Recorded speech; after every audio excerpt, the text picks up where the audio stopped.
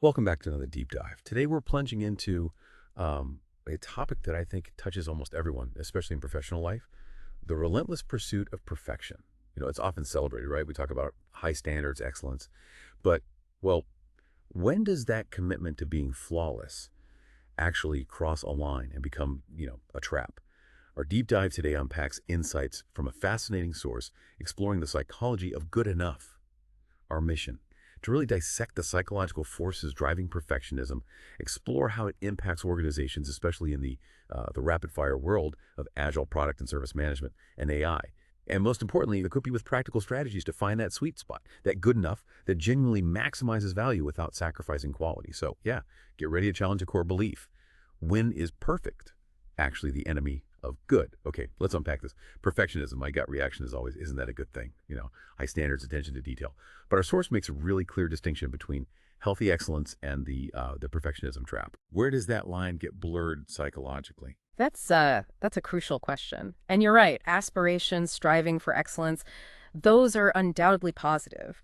The problem really emerges when perfection becomes the only acceptable outcome. It kind of hardwires what we call an all or nothing belief. Basically, if it's not flawless, it's considered worthless. And this creates an incredibly black and white view of a world that, I mean, let's face it, operates in countless shades of gray. And often, those grays are perfectly good enough. This constant chase for flawlessness also fuels an intolerance for uncertainty, which can manifest as, neurotic, endless checking. Think of it like a smoke detector that's been set way too sensitive. It keeps blaring alarms even when there's no real fire, just maybe a little steam from the shower. That overactive air detection system, it just drains mental energy without adding real value. That's a great analogy, really paints a picture. But surely there are some situations, some domains where true perfection is absolutely non-negotiable. Or is good enough always the answer? Yeah, no, you're right to ask. The source is very clear on this. Professions like, say, surgery or aeronautical engineering, where lives are literally on the line, they absolutely demand incredibly high levels of perfection. Good enough isn't an option for a surgeon closing up a patient, for instance, obviously. But for the vast majority of our professional reality, there's simply no time for perfection. And, crucially, there's significant opportunity loss if we're constantly chasing that elusive perfect state. The real distinction, the one we need to focus on, lies between healthy and unhealthy perfectionism. Healthy perfectionism is growth-oriented. It involves setting high standards, sure, but it's adaptive, it's open to feedback, and it aims for continuous improvement. Kaizen, essentially. Unhealthy perfectionism, on the other hand, it's entirely fear-driven. It often triggers procrastination because there's always one more thing to refine, Right. which leads to delayed releases, intense anxiety, burnout, and really just disengaged teams. Nobody enjoys working under that constant pressure. It's easy to see how this plays out on an individual level. I think we can all relate to that feeling sometimes. But here's where it gets really interesting for me.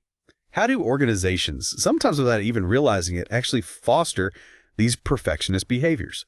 It can't just be about individual psychology, can it? No, you're absolutely right. It's often systemic. It's baked into the culture and the structure. Culturally, organizations often reinforce perfectionism by, well, disproportionately rewarding zero defect outcomes over learning from attempts.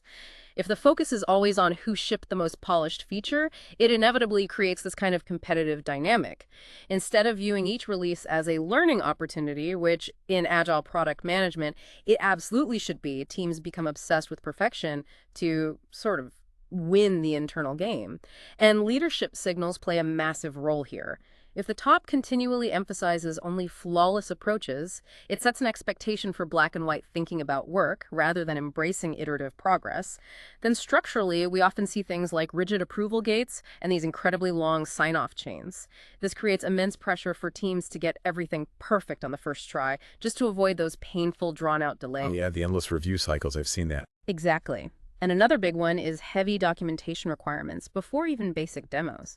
There's this pervasive fear of looking unprofessional as something isn't pixel perfect. But our source notes something interesting here.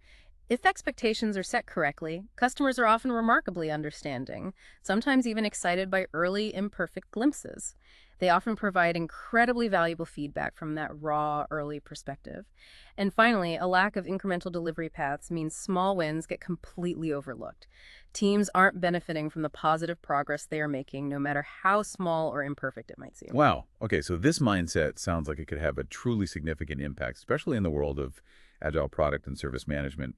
and increasingly AI, how does it actively undermine those core principles? Oh, it absolutely does. It's a huge problem. In agile product and service management, perfectionism clashes directly with the foundational principles. Early delivery, constantly delayed by endless refinement, continuous improvement, stifled because every single iteration must be perfect. It creates this suffocating one shot to get this right mentality. Which is the opposite of agile. Precisely. And adaptability, which is arguably the cornerstone of Agile, is severely hampered by this fear of change or the aversion to correcting imperfections once they're potentially out there. And you see specific dysfunctional behaviors emerge from this. Sprint or iteration backlogs just never seem to shrink because teams are perpetually stuck chasing perfection on something. Those ready for implementation lists get clogged because of endless analysis for every conceivable edge case, which honestly is often just a sophisticated form of procrastination. Right, analysis paralysis. Exactly that. The focus shifts entirely to dissecting what went wrong instead of moving forward with next steps. Feedback gets critically delayed because teams wait for perfect demos.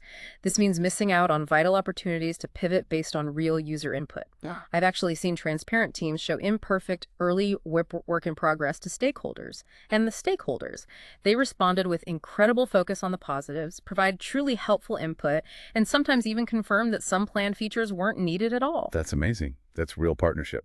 It is. Contrast that with perfectionism, which leads to accumulating massive rework when initial assumptions inevitably prove invalid because feedback was deliberately withheld until everything was supposedly perfect. And this also deeply, deeply erodes psychological safety. Team members become afraid to raise issues or share early work because anything imperfect isn't considered good enough. And when imperfections do eventually surface publicly, maybe after a release, it just amplifies a blame culture. It suppresses open dialogue, leads to risk aversion, and, ironically, stalls the very innovation everyone claims to want. Okay, so we had hamstrings agile. And how is all of this uniquely amplified in the world of AI? Because it feels like the stakes, or maybe the opportunities for perfectionism, are even higher there. Oh, AI truly throws fuel on the perfectionism or fire. It really does. There's the temptation of infinite prompt iterations, just one more tweak, one more word choice to get that output perfect. I've experienced it myself. The more I obsessively tweak a prompt, sometimes the more I start seeing the AI hallucinate, generating outright errors or incorrect fallacies. It's counterintuitive. Because it feels like you should be getting closer to perfect with each tweak. Exactly. It's incredibly tempting because AI feels so responsive. It gives you this illusion of complete control. But that responsiveness often creates the very conditions for more subtle errors and biases to creep in. And the hidden costs are significant. You spend disproportionate time on what are ultimately small, diminishing return tweaks. That means more compute time, more human review cycles. It all adds up. The real-world impact is tangible. Budget overruns chasing marginal quality gains, delayed deployment leading to missed market opportunities, or even scrapping minimum viable products MVPs after endless model tuning instead of just leveraging them for that crucial early feedback. You lose vital momentum and trust is eroded because everything perpetually feels incomplete. Nothing ever feels quite done. Right. Okay, so after diagnosing all that, what does this all mean for us? How do we actually escape this trap? How do we find that sweet spot of good enough that delivers real value? Well, the fundamental shift, I think, is to introduce value-based thresholds as your completion criterion. This means identifying very clear success metrics before you even start building anything. For instance, defining how accurate a prediction needs to be, what level of performance is acceptable, or, maybe most importantly, what constitutes sufficient user satisfaction. Our source points out, an 80% accurate product that users genuinely love can be released much earlier. That allows for real-world feedback and future improvements based on actual use. Rather than guessing what perfect might be. Precisely. The critical part is defining these thresholds before implementation, not trying to figure them out or justify them as you go along. We also have to get much better at separating essential quality from what's just gold plating, the shiny extras. Mapping features to customer must-haves versus nice-to-haves. Using prioritization methods like force ranking, where every single task gets a unique priority number, can really clarify precisely where to invest that extra refinement effort and where not to. So it forces those trade-off decisions early. Exactly, and creating psychological safety is absolutely paramount. You need an environment where imperfect delivery is not just tolerated, but actually encouraged for learning. Celebrate early demos and partial successes, even if they're a little rough around the edges. It highlights progress and reinforces that learning is often more valuable than flawless execution, especially early on. And finally, leadership's role here is just crucial. Signals from the top, like ship small and learn fast, directly reinforce that imperfect small releases are far superior to delayed, supposedly perfect big ones. Those are really powerful shifts in mindset. Okay, for our listeners, what are some concrete, practical ways they can start applying these ideas, like right away in their work? Yeah, let's talk tactics. You can introduce guardrails. Simple things like setting a maximum refinement time per feature iteration to prevent that endless tinkering. Define clear quality thresholds for every feature, maybe in your definition of done, so everyone knows exactly what good enough means before it's even delivered. We need to encourage smart risk taking, obviously within safe boundaries, allowing teams to put out imperfect but fully functional implementations. Remember, releasing something today with a few imperfections doesn't mean you can't make it better tomorrow if the feedback actually demands it. Right, it's not set in stone. Not at all. You could also consider constraint-based exercises, things like time box design spikes. Give a team just, say, 60 minutes to prototype and review a tricky unknown. The constraint itself often forces them past perfectionism. You could even establish a perfection budget, assigning a set number of hours or maybe a percentage per iteration, say 80% for new capabilities and 20% for improvements and refinement. This helps balance new progress with ongoing quality. I like that idea, a budget for perfection. Yeah, it makes it explicit. And in retrospectives, frame conversations to openly acknowledge imperfections and focus on what was learned from them. Discuss the actual trade-offs made between delivery speed and polishing time. Was it worth it?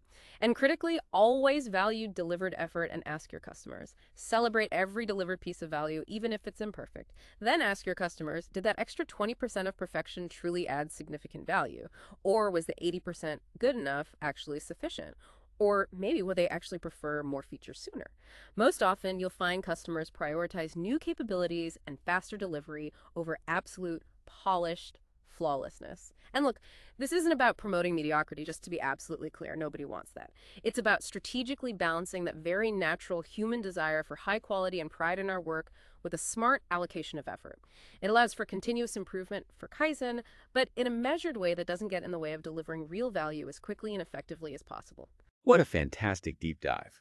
It's so clear that perfectionism, while it seems like this noble pursuit, often just consumes far more time, energy, and effort than necessary. It leads straight to diminishing returns and unnecessary delays, particularly, as we've heard, in agile product and service management, and especially with AI. The real goal, as you said, is always to deliver value to customers as early as possible. Learn from that, then iterate.